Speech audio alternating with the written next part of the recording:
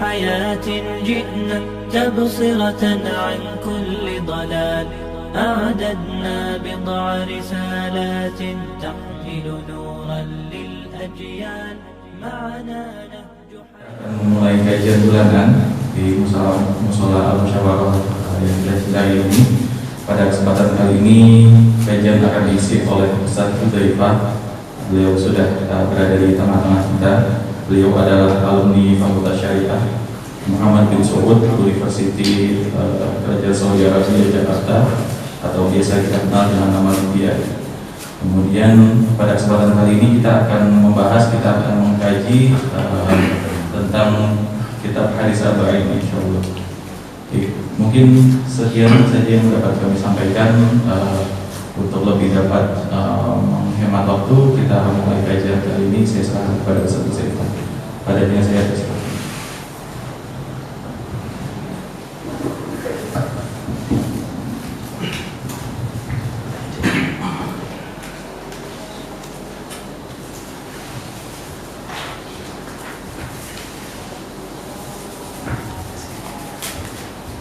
Assalamualaikum warahmatullahi wabarakatuh. Alhamdulillahirabbil alamin. Wassalatu wassalamu ala Rasulillah nabiyina wa habibina Muhammad bin Abdullah wa ala alihi wa ashabihi wa man ittaba'a hudahum ila yaumiddin wa ba'd. Jemaah yang dirahmati oleh Allah Subhanahu wa taala, sebagaimana yang disampaikan tadi, insyaallah pembahasan kita adalah tentang hadis-hadis yang terkumpul di dalam kitab Al-Arba'in An-Nawawiyah atau yang umum dikenal dengan Arba'in Nawawi. Sebelum kita masuk ke dalam hadis pertama dari kitab tersebut, saya mengajak jamaah semua untuk lebih mengenal siapa penulis atau siapa pengumpul daripada hadis-hadis yang terkumpul di Al-Arba'in An-Nawawiyah, dan kita nanti akan membaca muqaddimah yang beliau sampaikan. Latar belakang apa? Kenapa beliau mengumpulkan hadis Al-Arba'in An-Nawawiyah, dan kenapa beliau, masya Allah, justru kitab Al-Arba'in An-Nawawiyah inilah yang masyhur di kalangan kaum muslimin. Ya. Nah, yang pertama, beliau bernama Yahya bin Sharaf bin Husain bin Hasan An-Nawawi. Nawawi merupakan sebuah kota atau daerah di Damaskus, disebut dengan daerah Nawa. Beliau lahir di daerah Nawa pada tahun 631 Hijriyah. Dan subhanallah, spesial, kita memulai kajian tentang kitab Al-Arba'in Nawawiyah di bulan Muharram, dan beliau pun lahir di bulan Muharram tahun 631 Hijriyah di daerah Nawa, ya, kota Damaskus, Suriah. Nah, ayah beliau Syaraf terkenal dengan kemuliaannya, terkenal dengan ketakwaannya. Oleh karenanya Imam An-Nawawi atau disebut dengan Yahya yang masyhur dengan Imam An-Nawawi banyak mendapatkan tauladan dari ayah beliau. Bahkan di sebagian riwayat disebutkan Imam An-Nawawi ketika umur beliau 10 tahun, ini disampaikan oleh guru beliau, guru kanak-kanaknya, ya, yang bernama Yasin Zarkashi. Beliau melihat ketika anak-anak seumurannya sedang bermain, justru Imam An-Nawawi dipaksa untuk bermain. Ketika anak-anaknya yang umur 10 tahun mereka dengan suka bermain, justru Imam An-Nawawi tidak suka bermain. Untuk bermain harus dipaksa beliau. Maka sang guru mengatakan, semoga mendoakan kebaikan bagi Imam Nawawi, semoga Allah memberikan manfaat kepada Islam dan kaum muslimin melalui anak ini. Dan subhanallah, di umur 18 tahun kemudian beliau pergi mencari ilmu dari daerahnya Nawa ke Damaskus di umur 18 tahun. Dan beliau hafal Al-Quran sebelum baligh. Nah, kunyah beliau disebut dengan Abu Zakaria, walaupun beliau belum pernah menikah, karena beliau meninggal di umur 45 tahun. Berarti meninggal pada tahun 676 Hijriah. Kunyah beliau Abu Zakaria dan laqab beliau disebut dengan Muhyiddin atau yang menghidupkan agama, atau artinya yang menghidupkan agama. Nah, laqab atau julukan yang diberikan oleh orang-orang kepada beliau dengan sebutan Muhyiddin yang menghidupkan agama, beliau tidak pernah ridho dengan sebutan tersebut. Masya Allah, betapa hatinya beliau ya bersih. Beliau takut riya, beliau takut sum'ah, beliau takut ujub. Seolah-olah agama ini butuh kepada beliau. Makanya beliau mengatakan, aku tidak ridho kepada orang yang menyebutku dengan Muhyiddin, karena agama Islam itu agama yang mulia, agama yang akan tegak tanpa siapapun, karena dia agama yang hak. Beliau tidak pernah apa? Ridho disebut dengan Muhyiddin. Nah, kemudian beliau terkenal dengan kewaraannya dan keberaniannya. Beliau senantiasa menasihati para pemimpin. Beliau senantiasa menegur kesalahan-kesalahan para pemimpin. Di sisi itu beliau rela berkorban untuk agama. Suatu ketika jamaah yang dirahmati oleh Allah, ketika dalam masa kepemimpinan Al-Zahir Birbis, ya, raja ini, ya, walaupun dia seorang muslim, namun tidak lepas dari kesalahan, pernah berbuat kesalahan. Kemudian dia memaksa para ulama di zamannya untuk menandatangani keputusan yang ia buat. Dipanggillah Imam An-Nawawi rahimahullah ketika itu. Dipaksa beliau untuk menandatangani keputusan yang dibuat oleh sang raja. Kemudian yang lain menolak, tidak. Setelah dibaca, ditolak. Enggak. Kenapa? Aku tidak mungkin menandatangani pernyataan yang di dalamnya mengandung kezaliman. Jika itu Raja Zahir Birbis marah, cabut gajinya, berhentikan orang ini, jangan berikan dia gaji. Pengawalnya tidak mendapatkan, karena Imam Nawawi imam besar di Damaskus. Raja menyangka imam-imam yang memberikan fatwa, memberikan ilmu, memang sebagian ulama ketika itu diberikan gaji oleh kerajaan. Namun Imam Nawawi tidak pernah menerima, tidak pernah menerima. Ketika raja tadi marah, Raja Birbis tadi marah, berhentikan gajinya. Didapati beliau tidak pernah menerima dari kerajaan sepeser pun atas ilmu yang beliau sampaikan dan fatwa yang beliau sampaikan kepada kaum muslimin. Nah, ini jamaah yang dirahmati Allah Subhanahu wa taala, beliau sudah bersingkat tentang Imam An-Nawawi rahimahullahu taala. Nah, kemudian tentang kitab yang akan kita bahas, jamaah yang dirahmati Allah Subhanahu wa taala, ini kitab yang sangat besar. Banyak para ulama yang berbicara tentang kitab ini karena di dalamnya mengandung inti daripada agama Islam. Maka mari kita lihat muqaddimah beliau, penulis atau pengarang atau penyusun hadis-hadis yang dikumpulkan dalam kitab Al-Arba'in An-Nawawiyah. Nah, sebelum kita masuk ke dalam muqaddimahnya, walaupun namanya Arba'in 40, tetapi jumlah hadisnya tidak genap 40, ia lebih 42 hadis.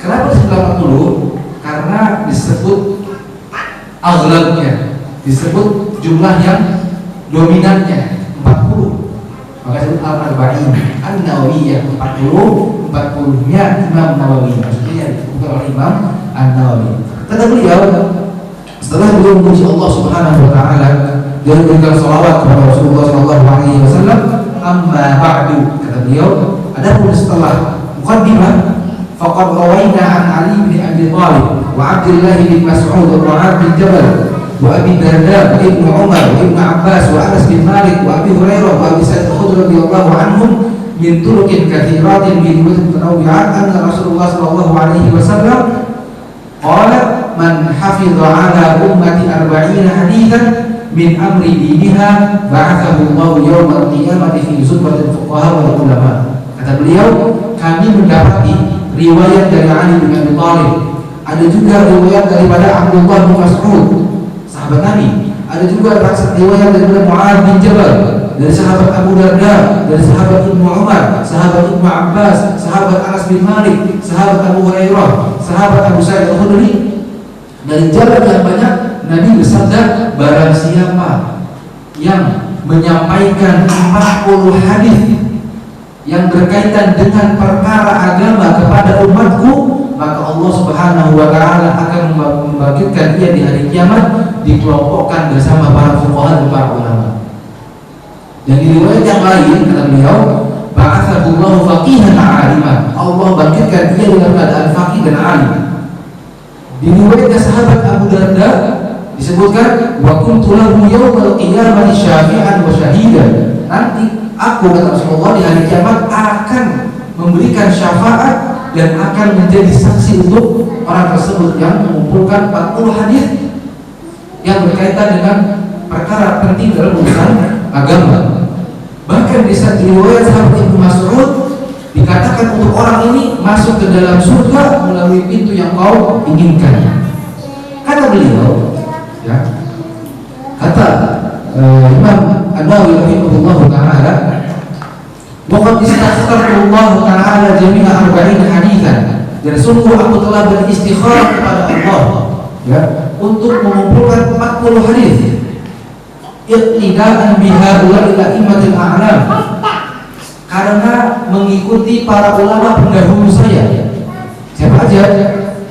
Mereka diantaranya Abdullah bin Mubarak, Muhammad bin Aslam At-Tusi, kemudian Al-Hasan bin Sufyan An-Nasai, Abu Bakar Al-Ajri, Abu Bakar Muhammad bin Ibrahim Al-Asfahani, Ad-Darqutni, Wal-Hakim, Abu Ma'in, Abu Abdurrahman As-Sulami, Abu Sa'id Al-Maliki, dan sahabat dan para ulama lain. Mereka mengumpulkan 40 hadis yang berkaitan dengan perkara agama. Kata Imam Nawawi, aku telah beristikharah kepada Allah untuk mengumpulkan 40 hadis yang berkaitan dengan perkara agama karena mengikuti ulama-ulama tersebut.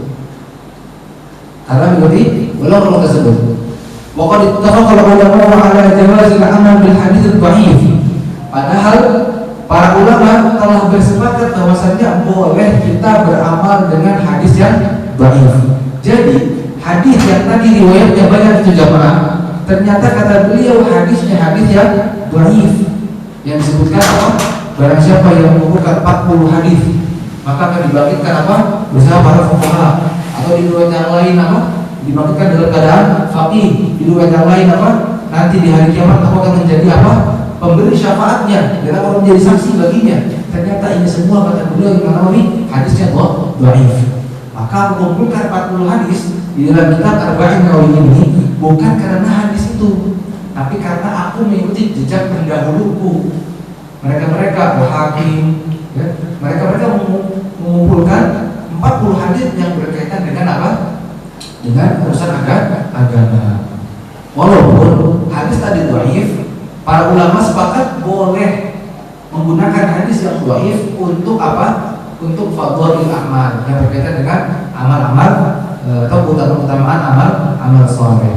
Wa ma'a hadza falaisa i'timadi ala hadzal hadis. Oleh karenanya landasan aku ketika mengumpulkan hadis-hadis dalam kitab Arba'in Nawawi ini bukan hadis yang tadi, bukan hadis keutamaan tentang mengumpulkan 40 hadis, tetapi hadis yang aku jadikan sandaran alasan aku mengarang kitab ini adalah hadis yang sahih.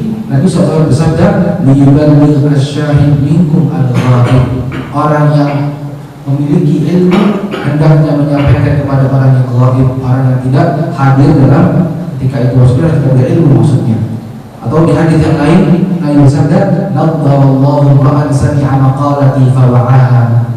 Semoga Allah mencerahkan wajah seseorang yang mendengar hadisku, kemudian dia faham hadisku, kemudian fa'adaha, dia sampaikan hadisku sebagaimana ia dengar dan ia faham. Jelas Pak? Sampai di sini. Berarti alasan Imam An-Nawawi adalah dua hadis ini. Beliau merasa memiliki beban kewajiban karena beliau mengetahui hadis maka beliau harus menyampaikan kepada umat sekalian, karena ini hadis sahih, perintah dari Rasul, yang berilmu hendaknya menyampaikan kepada yang tidak berilmu. Kemudian yang kedua juga alasan beliau adalah apa? Harapan agar Allah Subhanahu wa taala memberikan kecerahan pada wajah beliau nanti di hari kiamat, karena beliau berusaha menyampaikan hadis-hadis yang beliau pahami dan yang beliau hafal kepada umat, ya. Harapan Allah Subhanahu wa taala mencerahkan wajah beliau nanti di hari kiamat. Nah, kemudian kata beliau, "Tsumma minal ulama man jama'a arba'in min usuliddin." Di antara ulama ada yang mengumpulkan arba'in, hanya berbicara masalah perkara pokok dalam agama. Dan sebagian para ulama juga membuka 40 hadis berkaitan dengan masalah jihad. Sebagian lagi membuka 40 hadis berbicara masalah zuhud. Sebagian lagi berbicara masalah adab. Sebagian lagi masalah khutbah. Sebagian lagi berbicara masalah maqasidus shalihah, niat-niat yang baik. Semoga Allah Subhanahu wa taala meridhoi orang-orang atau para ulama yang mengumpulkan hadis-hadis ini. Sampai sini tuh jemaah yang dirahmati Allah Subhanahu wa taala. Ada di Imam An-Nawawi rahimahullahu taala, ya. Beliau ya, setelah beliau memuji Allah, kemudian beliau menyampaikan ada memang hadis yang berbicara tentang keutamaan mengumpulkan 40 hadis, tetapi itu hadis yang dhaif. Kemudian disebutkan lagi banyak para pendahuluku yang telah mengumpulkan 40 hadis sebelumku. Lihat betapa tawadhu'nya beliau. Beliau nggak merasa karya saya. Di zaman sekarang yang orang banyak melakukan flexing di jemaah, ya. Wah, pengen dilihat paling kaya, pengen dilihat paling pintar, betul, pengen dilihat paling dan seterusnya. Ini beliau sebelum beliau menjabarkan masuk ke dalam bab pertama dijelasin dulu. Enggak, bukan saya ini bukan orang yang pertama. Banyak pendahulu saya, orang-orang yang mengumpul hadis aku itu banyak. Subhanallah. Ini pun menjadi pelajaran buat kita jemaah, dan juga perlu kita ajarkan kepada anak-anak kita. Gak terpenting menjadi yang pertama dalam urusan dunia, ya? Menjadi yang paling wah, paling keren, terpandang. Yang penting adalah apa? Hati jemaah. Bersihnya hati, bersihnya niat ketika beramal. Itu sedekahnya 5.000, fotonya di-share sampai 500 kali, 500.000 kali di-share. Lihat, betul? Di luar sana mungkin ada orang yang sedekahnya miliar tapi diem, nggak banyak cerita, nggak banyak apa.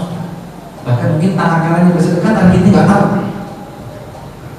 Nah, kita perlu dijawab. Kita ini perlu amal-amal yang memang benar-benar ikhlas karena bersih hanya untuk Allah, dan tidak ada yang menyelamatkan kita nanti selain amal soleh. Ini contoh dari beliau, ya. Sebutkan dulu oleh beliau, bukan saya yang pertama. Seolah beliau menjadi seperti itu. Nah, di sini beliau puji lagi.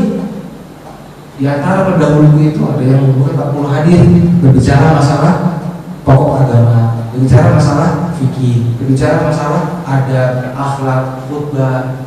Setelah disebutkan, didoakan juga lagi. Semoga Allah meridhoi mereka. Semoga Allah meridhoi maksud-maksud baik mereka. Kita begini kan kepada sesama pesaing kita. Gagal nasi kuning, kita gagal nasi kuning. Wah, semoga laku ya Pak, Masya Allah. Yang ada apa? Oh, pakai penglaris ya. Ya, sama tetangga, jualannya sama. Jangan beli ke sana, barang palsu itu mah, ini yang paling asli. Nah, begitu kan kebanyakan kita, ya, betul? Nah, ya, betapa beliau justru malah didoakan oleh beliau, pendahulu beliau. Semoga Allah meridhoi karya-karya mereka. Nah, ثم ألتزم في هذه الأربعين أن تكون صحيحة. Beliau metode saya dalam mengumpulkan hadis-hadis ini, saya memiliki prinsip mengumpulkan hadis-hadis yang sahih. Wa ma'dhamuha, dan kebanyakan hadis-hadis yang saya masukkan ke dalam kitab ini semuanya ada di dalam Sahih Bukhari dan Sahih Muslim, yang mana dua kitab tersebut adalah kitab yang paling sahih setelah Al-Quran. Wa adkuruha mahdhufatan asanid, dan aku sengaja menyebutkan hadis-hadisnya itu aku hapuskan sanadnya, tidak aku sebutkan, karena kalau disebutkan tetap panjang. Haddatsani fulan an fulan an fulan an Rasulullah sallallahu alaihi wasallam. Enggak, langsung dari sahabatnya siapa. Nah, ini juga ada jamaah, ilmu sanad ini ilmu spesial yang ada di agama kita. Karena dengan adanya sanad ini Allah Subhanahu wa taala menjaga agama kita. Di agama Nasrani enggak ada sanad. Di agama Yahudi enggak ada sanad. Enggak jelas dari mana perkataan ini. Jelas ini siapa perkataannya. Kalau di Islam ada. Nabi SAW bersabda, innamal a'malu binniyat wa innamal likulli imrin ma nawa. Itu ada sanadnya dari sahabat Umar, dari sahabat ini, tabi'in ini, tabi'in terus sampai kepada nanti muhadditsnya siapa. Nah itu bisa ditelusuri. Jadi fulan ke fulan, ketemu gak umurnya? Kalau misalnya gak ketemu umurnya, hadisnya blacklist. Nah, bagaimana bisa meriwayatkan hadis sedangkan ketika dia meriwayatkan gurunya aja sudah meninggal? Dari mana? Nah, lihat. Itu baru dari sisi sejarahnya aja. Belum tidak bedah ke si orangnya. Ini bagaimana orangnya? Dan seterusnya. Makanya ya, para ulama yang membedah fokus dalam masalah hadis bebannya berat. Ya, bebannya berat. Tentang jawabnya besar. Nah, wa yanbaghi likulli raghibin fil akhirah. Nah, ini nasihat beliau kepada kita. Dan sudah sepatutnya bagi orang-orang yang ingin benar-benar mengejar kehidupan akhirat, yakin akan dibangkitkan nanti di akhirat, an ya'rifa hadhil ahadits, untuk mengetahui 42 hadis yang disebutkan nanti. Ini nasihatnya beliau. Siapa yang ingin kembali ke akhirat, yuk pelajari 40 hadis yang akan disampaikan oleh beliau.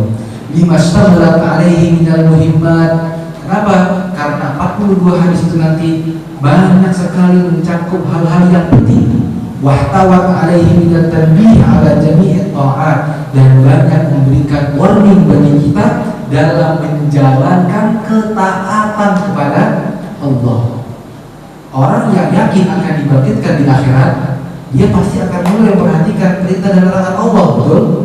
Nah, agar dia bisa warning, perhatian, yuk pelajari 42 hadis ini.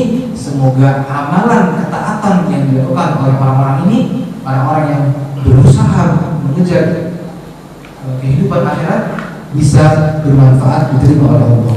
Wadzalika dhahirun liman tadabbarahu wa 'ala Allahi i'timadi wa ilaihi tafwidi wa istinadi wa lahul hamdu wan ni'mah wa bihi taufiq wal ismah. Nah, ini jemaah yang dirahmati oleh Allah Subhanahu wa taala, muqaddimah yang disampaikan oleh beliau Imam An-Nawawi rahimahullahu taala. Nah, kemudian mari jemaah, setelah kita mendapatkan poin-poin dari apa yang disampaikan oleh beliau menulis kitab, ya, kita masuk dalam hadis yang pertama, dalam hadis Arba'in An-Nawawi. Hadis yang pertama dari Amirul Mukminin Abu Hafs Umar bin Khattab radhiyallahu taala anhu. Beliau berkata, sami'tu Rasulullah sallallahu alaihi wasallam yaqul, aku mendengar Rasulullah sallallahu alaihi wasallam bersabda, innamal a'malu binniyat, sesungguhnya amalan-amalan itu tergantung dengan niatnya. Wa innamal likulli imrin ma nawa, dan balasan bagi orang yang beramal diberikan sesuai dengan niat yang ia berikan. Faman kanat hijratuhu ilallahi wa rasulih, dan barang siapa yang hijrahnya kepada Allah dan Rasulnya, maka hijrahnya kepada Allah dan Rasulnya. Artinya pahala hijrahnya ada pada Allah dan Rasulnya.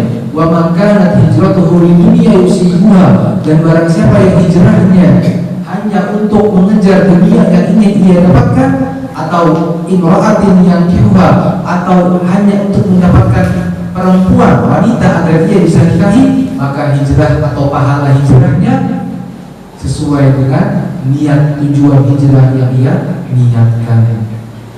Nah, jemaah yang dirahmati oleh Allah, Imam An-Nawawi memulai, ini hadisnya sahih, ya, dan hadis ini disebutkan di dalam kitab Sahih Bukhari dan Sahih Muslim. Imam An-Nawawi memulai hadis ini di awal beberapa kitabnya. Di antara yang masyhur kitab ini Al-Arba'in An-Nawawiyah dan kitab Riyadhus Shalihin. Hadis pertamanya selalu innamal a'malu binniyat wa innamal likulli imrin ma nawa. Sesungguhnya setiap amalan tergantung niatnya dan pahala bagi orang yang beramal tergantung niat yang dia niatkan. Nah, dimulai selalu dengan hadis ini. Dan bukan hanya beliau, banyak juga dari kalangan para ahli ilmi memulai kitab-kitab mereka dengan hadis ini. Di antaranya siapa? Pendahulu Imam Nawawi, Imam Bukhari, kemudian Abdul Ghani Al-Maqdisi, kemudian Al-Baghawi, kemudian As-Suyuti, ya, dan ulama yang lain. Imam Nawawi menuliskan di dalam kitab ini hadis yang pertama, ya, hadis tentang apa? Keutamaan niat. Nah, kemudian hadis ini hadisnya sahih dan disepakati akan kesahihannya, dan hadis ini termasuk salah satu pondasi keimanan yang paling kuat dan pondasi rukun iman yang paling kuat. Kenapa coba? Ada berapa rukun iman? Ada berapa rukun iman? Ada 6. Yang pertama apa? Iman kepada Allah. Yang kedua apa? Iman kepada Rasul-Rasul Allah atau ibadat kepada Allah. Yang ketiga iman kepada kitab-kitab Allah. Yang keempat iman kepada Rasul-Rasul Allah. Yang kelima apa? Iman kepada hari qadar, hari akhir. Yang kelima kepada qada dan qadar. Nah, keenam ini butuh kepada niat yang benar. Seorang tidak mungkin beriman kepada Allah dan keimanannya akan dibalas oleh Allah kecuali jika niat dalam berimannya benar. Orang-orang munafik tidak benar niatnya, maka tidak diberikan oleh Allah Subhanahu wa taala balasnya. Nah, kemudian Imam Syafi'i rahimahullah taala mengomentari hadis ini. Kata Imam Syafi'i, masuk dalam hadis ini 70 bab yang berkaitan dengan fikih. 70 bab yang berkaitan dengan fikih masuk dalam hadis ini. Jelas. Contoh, seseorang mengambil air wudu, ini contoh aja ya Pak ya. Masalah bab wudu aja. Makanya kan selalu ya syarat wudu di antaranya apa? Iya. Kenapa? Lihat. Karena orang yang mengambil air, kemudian dia basuh wajahnya, basuh tangannya, usap rambut kepalanya, basuh kakinya. Kalau niatnya bukan karena wudu, enggak bisa dibilang wudu, dan itu enggak bisa dipakai untuk sholat. Harus ada niatnya. Niat apa? Niat wudu. A dan B. Si A membasuh wajah, membasuh tangan, usap rambut kepala, membasuh kaki karena panas di siang hari. B dilakukan hal yang sama dengan A, tetapi niatnya untuk masuk waktu zuhur, untuk sholat waktu zuhur. Si A ketika masuk harus wudu lagi, si B tidak perlu wudu lagi. Padahal perbuatannya persis sama, nggak ada yang berbeda dari dua. Hanya keren. Makanya dari Imam Syafi'i, hadis ini masuk ke dalam 70 bab masalah fikih. Dan Imam Syafi'i juga mengomentari juga hadis ini, innamal a'malu binniyat. Innamal a'malu binniyat ini sepertiga ilmu. Sepertiganya ilmu. Masya Allah. Kemudian kata beliau juga, hadis ini adalah hadis yang termasuk hadis inti dalam agama Islam. Termasuk hadis inti dalam agama Islam. Nah, kemudian kata beliau, La yastaghni mutadayyin an ma'rifatiha. Orang yang benar-benar beragama tidak boleh jahil tentang hadis ini. Kenapa? Karena hadis ini mencangkup tentang kaidah Islam, baik perkara usul, perkara akidah. Kemudian apa yang pertama? Mengikuti pendahulunya seperti Imam Bukhari, As-Suyuti, Al-Baghawi, dan yang kedua juga apa? Peringatan kepada para pencari ilmu untuk meluruskan niat sebelum mencari ilmu. Wallahu ta'ala. Tadi diingatkan, bentar lagi sudah masuk waktu tanya jawab.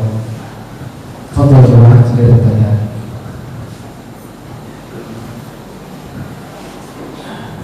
Ya, alhamdulillah telah kita dengarkan kajian dari Ustaz Huzaifah. Terima kasih kepada Ustaz telah menjelaskan kepada kita semua. Baik, sesi selanjutnya adalah sesi tanya jawab. Dipersilakan kepada bapak sekalian yang punya pertanyaan terkait dengan hadis arba'in maupun terkait dengan hadis, khususnya hadis tentang niat. Dipersilakan. Ayo. Mau aja apa aja? Ya. Ustaz, terima kasih atas yang disampaikan. Ada pertanyaan, saya beberapa kali mendengar terkait niat. Apakah niat itu harus diucapkan atau dalam hati? Karena saya sebagai ulama menjelaskan bahwa niat itu cukup dalam hati, itu tidak perlu diucapkan. Tapi niatnya sudah lurus dalam hati, maka tidak afdal. Ada juga yang menyampaikan niat itu harus diucapkan, sehingga siapa kita berbuat kayak wudhu 9 karena juga besar-besar bacanya. Tapi ada yang langsung wudhu karena dia sudah meniatkan dari dia berangkat dari ruangan musola tempat wudhu atau dari rumah ke tempat wudhu, sudah niat untuk berwudhu dan langsung menunaikan sholat. Gimana Ustaz? Mau dikumpulin dulu atau langsung? Ini baik. Iya, mungkin ada pertanyaan terkait dengan hadis niat atau terkait hadis arba'in itu sendiri. Belum ada ya? Terus ada seperti lanjut jawab dulu. Ini padahal sudah saya siapkan nanti Pak ya, dijawab kalau kita masuk bahas hadis. Betul, tidak masalah. Baik, pertanyaannya, apakah niat harus diucapkan atau tidak? Nah, sebagian ulama ada yang mensyaratkan mutabaqatul lisan, atau lisan itu harus mengikuti niat yang ada di hati. Lisan harus mengikuti niat yang ada di hati. Sebagian ulama mengatakan seperti itu. Makanya karena setiap amalan bisa jadi amalannya sama tetapi beda niatnya. Contoh, jenisnya sama tapi beda niatnya. Contoh, sholat, sama-sama sholat. Kalau sholat sama puasa beda jenis, tapi ini sholat, sama-sama sholat. Takbir ihramnya sama, bacaannya sama, rukunya sama, i'tidalnya sama, sujudnya sama, sampai akhir sama. Tapi yang satu niatnya niat wajib, melakukan sholat wajib, entah itu maghrib atau isya atau subuh. Yang satu lagi meniatkan sholat sunnah mutlak misalnya. Maka di sini sebenarnya ulama mengatakan perlunya apa?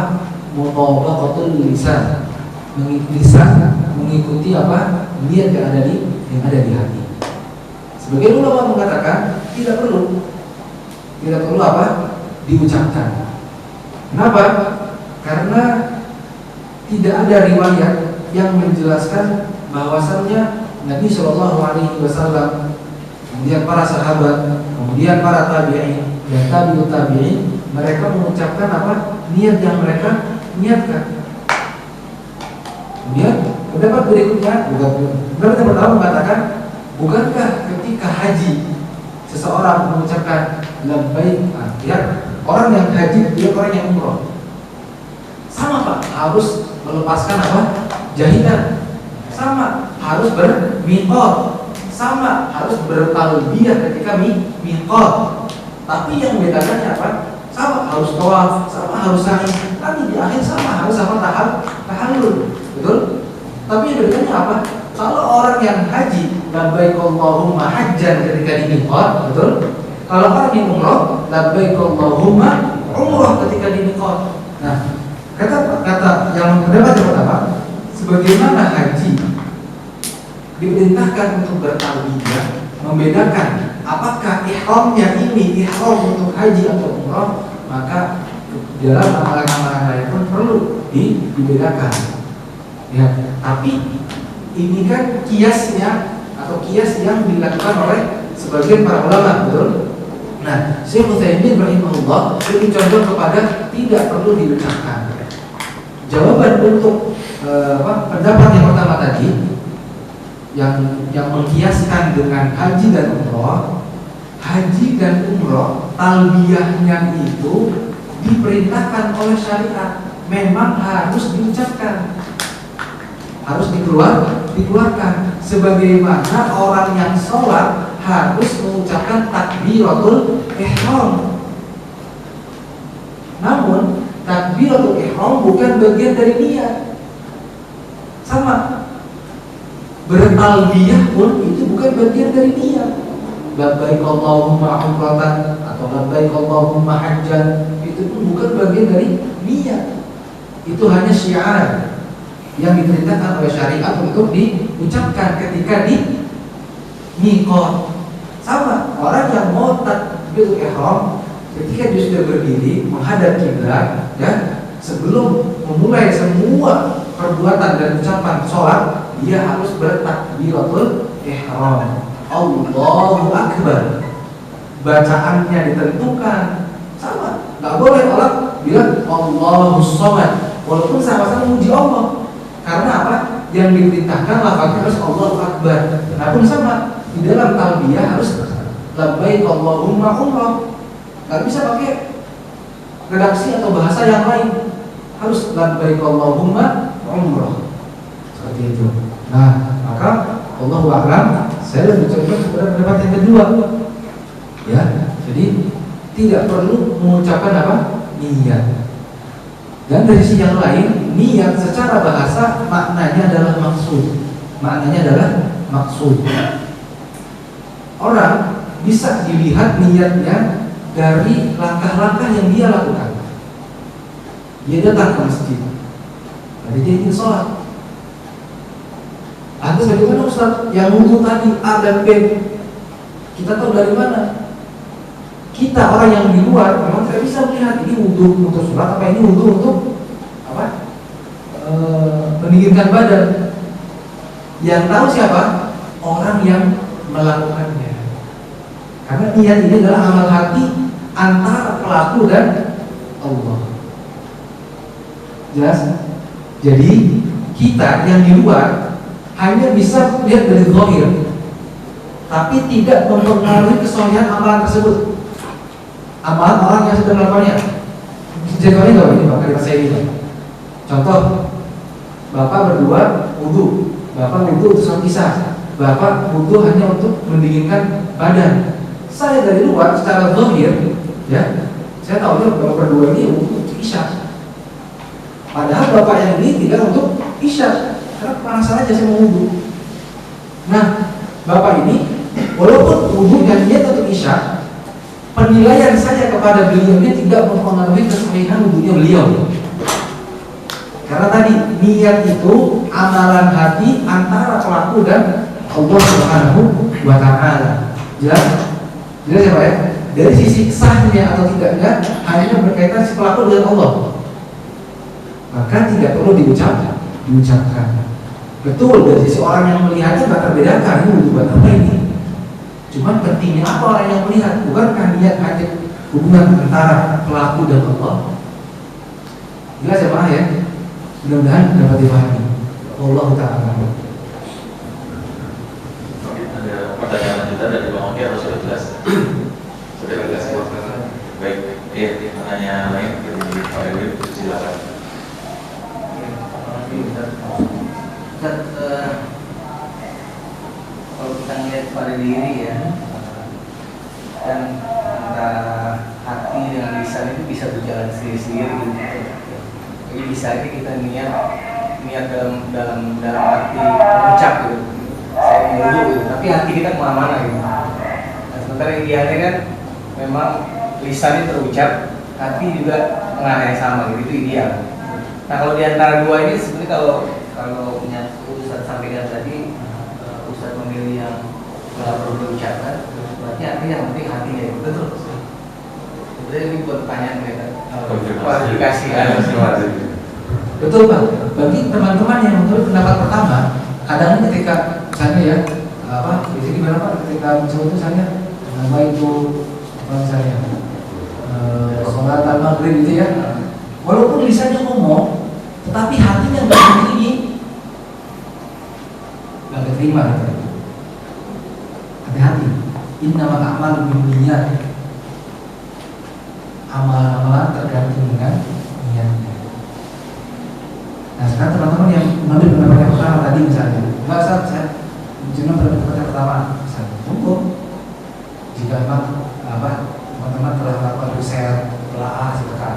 Tapi nanti konsekuensinya ketika lisan dengan hati dari tidak disampaikan tidak match, nggak sama nih, nanti yang diambil adalah hatinya. Salah ucap, tadi saya pas lagi sholat nih, Allah lagi sholat, terus ingat, tadi saya bilang bahwa itu sholat maghrib ya, padahal kan sini sholat zuhur. Nah, jangan pusing, tidak tahu karena yang diambil hatinya jadi atau sholat zuhur, jangan dibatalin.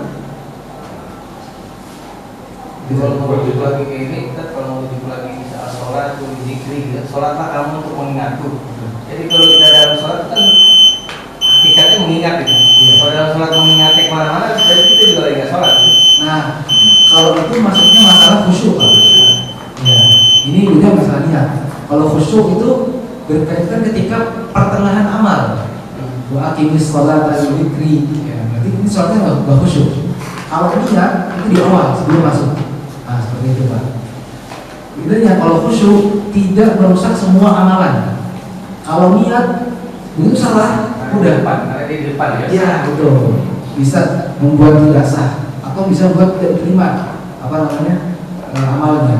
Boleh salah kalau di depannya udah benar, di tengah-tengah itu bisa dibelok-belokin, mereka balikin lagi kan? Ya betul. Makanya ada apa? Zikir setelah sholat, ada sholat sunnah rawatib, penambal dari kekurangan yang kita lakukan di dalam amalan-amalan wajib yang kita lakukan. Boleh ketika kita sedekah niatnya apa? Niatnya ikhlas nih. Pas lagi sedekah nggak sengaja difoto sama warga, gitu kan? Mulai sedih, berubah, gitu kan? Udah aman di awal. Nah, berarti rusak bisa lakukan nih kan? Bisa ditambah atau bisa segera diurusin lagi. Allah, sedikit mengenai masalah niat wudu. Ketika wudu si A mau melaksanakan sholat isya, misalnya ketika teman-teman nggak tahu apakah itu untuk hanya sekedar menyejukkan tubuhnya, alangkah baiknya kalau kami dalam niat nama itu kan sudah jelas. Makanya kita berniat untuk tidak mempunyai hadas kecil ya. Entah itu wudunya mau dipakai sholat, mau dipakai kan lebih afdal. Jadi tidak ada khusus untuk wudu ini buat sholat isya, enggak wudu ini buat sholat zuhur. Apakah seperti itu? Afdalnya kayak gimana? Jadi jawab bukannya apakah afdalnya lebih diucapkan agar mantap atau tidak gitu ya Pak? bukan, artinya afdalnya dalam menghilangkan hadas kecil. wudu tadi. Nah, tadi kan ada gambaran dari Ustaz. Jadi kita melaksanakan wudu tapi memang benar-benar niatnya untuk melaksanakan sholat. Tapi yang satunya kita kan nggak tahu apakah itu sholat, apakah itu hanya sekedar untuk penyejuk tubuhnya, apakah tidak afdalnya kayak gimana? Nama itu wudunya kalau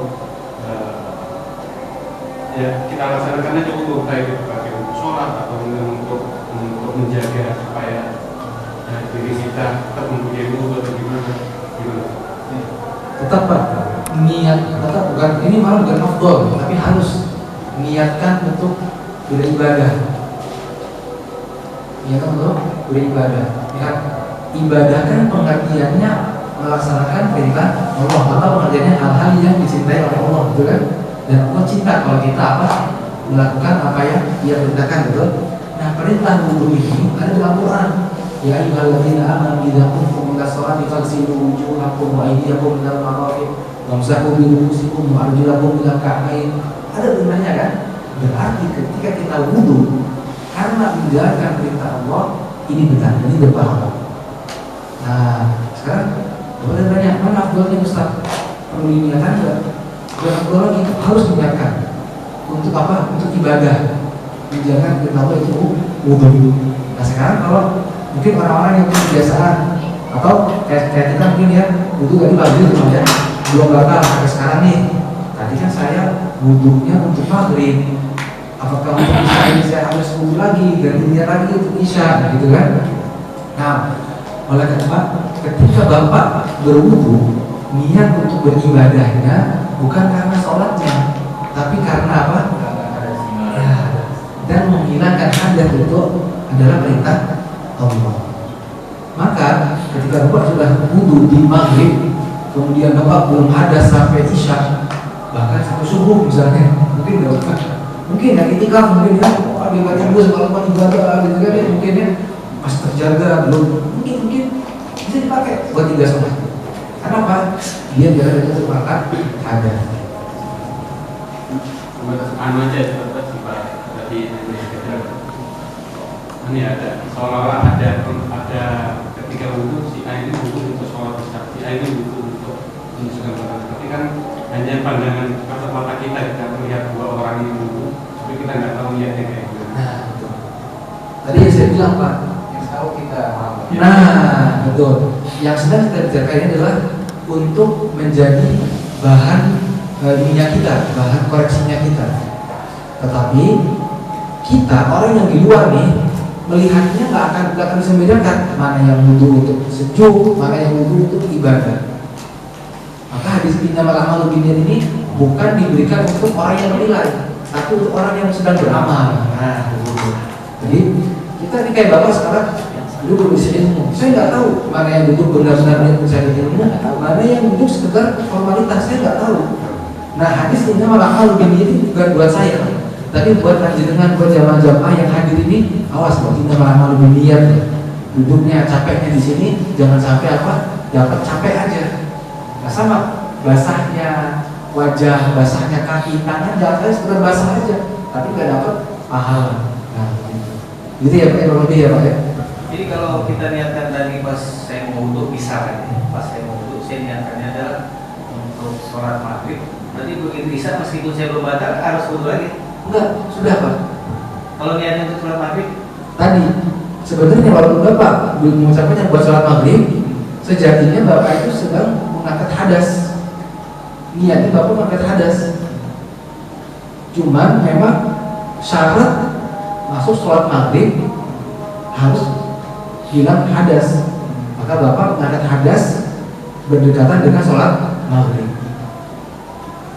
Kalau ada 2 pilihan itu, mana yang lebih utama? Kita niatkan untuk menghilangkan hadas kecil atau berwudu untuk niat sholat maghrib? Itu nggak bisa dipilih. Bapak secara otomatis pasti Bapak akan mengangkat hadas, pasti nggak bisa dipilih. Nah, mungkin orang pilih saya mau buat sholat maghrib tapi saya nggak mau angkat hadas, gimana? Kayaknya lebih awalnya itu mau kita melaksanakan wudhu hanya untuk menghilangkan hadas. Kayak lebih pakai sholat maghrib, zuhur, asar, terserah wudhu. Iya. Jadi kayak sekarang nih, misalnya sudah ada yang batal wudhunya ya, terus keluar wudhu, saya sudah berhadas tadi, saya ingin kembali suci, di hatinya nih, itu di melangkah, itu udah mau dipakai nanti 1 bulan itu kalau belum batal wudhunya bisa. Nah, sekarang persoalan lain, lewat itu apa tadi ya? Persoalan lain dan saya yakin banget saya belum batal gitu ya. Cuman kalau misalnya mau sholat dalam kondisinya kayaknya kering gitu, kayak rasa susah untuk kusuk. Ya. Nah, ini dibasahin itu masih bisa wudhu lagi, nggak apa-apa, nggak boleh. Wudhu lagi boleh, tapi niatnya sudah bukan mengangkat hadas, tapi apa? Mendinginkan. Kalau rasa panas, tadi belum batal gitu. Nah, Pak subhanallah, detailnya Imam An-Nawawi membawakan hadis ini. Lihat fakihnya beliau, ini hadis yang penting. Makanya Imam Syafi'i bilang ini hadis yang penting. Lihat di dalam lafadznya innamal pakai alif lam al akmal, ya. ini dalam bahasa Arab namanya ma'rifah. Ma'rifah itu diketahui. Amal-amal yang ma'rifah itu amal-amal yang soleh dan amal-amal yang mubah. Artinya sesungguhnya amalan-amalan yang soleh dan amalan-amalan yang mubah itu tergantung niatnya, dan orang diberikan balasan tergantung niatnya. Maknanya kalau bapak tadi wudhu, belum batal nih, belum hadas, bapak wudhu cuman sekedar buat ngadem aja, nggak ada pahala. Tapi kalau supaya saya pas sholat isya nanti seger, nggak semangat, semangat tidak ngantuk, walaupun wudhu yang kedua itu bukan mengangkat hadas, berpahala. Makannya mubah kan ya Pak? Makan yang halal ya, mubah kan? Mubah. Orang yang makan cuma sekedar kayak kenyang aja, nggak berpahala. Tapi orang yang makan, wah bentar lagi dulu, saya kok capek ya kerja, makan dulu supaya nanti buru-buru khusyuk. Makannya berpahala. Innamal a'malu binniyat wa innamal likulli imri'in ma nawa. Jadi bapak wudhu yang pertama tadi berpahala. Kalau sekarang wudhunya supaya nanti isyanya seger, saya di khusyuk, berpahala. Cuma tentu pahalanya bertingkat. Kalau yang pertama menjalankan kewajiban, kalau yang kedua amal soleh untuk mendukung amal wajib. Lihat ya Pak, hadisnya makanya besar sampai yang Syafi'i berkomentar, sampai Imam Bukhari, Imam Muslim, Imam Suyuti, Imam Baghawi, mereka menaruh hadis ini awal bab kitab mereka. Masya Allah. Gitu Pak. Nanti dibahas insya Allah ini. Sambil kita habis hadis ini kita bahas. Ada amal-amal mubah berpahala, amal yang ketaatan bisa berpahala, bisa nggak berpahala. Amal mubah dilakukan bisa berpahala, bisa nggak berpahala. Insya Allah. Jadi kalau dibahas setiap bulan berarti 40 hari 40 bulan. 42. Dan itu gak masalah Pak. Jangan takut. Saya tuh Pak, sekarang juga anak kecil hafal Al-Baqarah 2 bulan. Anak kecil hafal Al-Baqarah 5 bulan. Orang tua ini bangga, ya nggak masalah bangga. Tapi subhanallah sahabat-sahabat itu Pak hafal. Umar bin Khattab hafal Al-Baqarah 10 tahun. Coba bayangin. Pakai bahasa Arab, Umar bin Khattab hidup bersama Rasul, tapi kok bisa hafal Al-Baqarah 10 tahun? Hasilnya apa Pak? Mereka tidak lewat dari 10 ayat kecuali mereka pahami dan mereka amalkan. Setelah mereka paham dan amalkan, pindah 10 ayat lagi, pahami, amalkan 10 ayat lagi. Nah kita pun sama. Soal ini 40 habis berarti 40 bulan dong. Kita makin tadinya bahas sahabat sama dulu ya. Gitu. Intinya apa? Bukan maksud itu nanti jangan tiap bulan tiap minggu Ustaz. Nah tiap minggu ini juga gini Pak. Saya melihat bahwa di sini kan kerja yang sibukan ya Pak ya. Sama ada sahabat yang datang ke Rasul, ya Rasulullah, seandainya saya ini bisa ngikuti atau bisa ambil ilmu dari engkau setiap hari.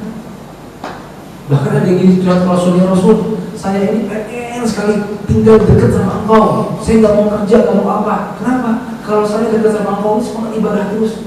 Kalau saya pulang ke rumah ini udah ketemu istri, ketemu anak, udah malah ini. Kata misalnya apa? Saatan, semua ada waktunya. Waktu buat keluarga, waktu buat dan sahabat Allah bin Khattab lupa, mungkin apa jamaah sudah tahu misalnya ya, sehari kerja, sehari belajar, sehari kerja, sehari belajar, tetapi mempelajari setiap hari.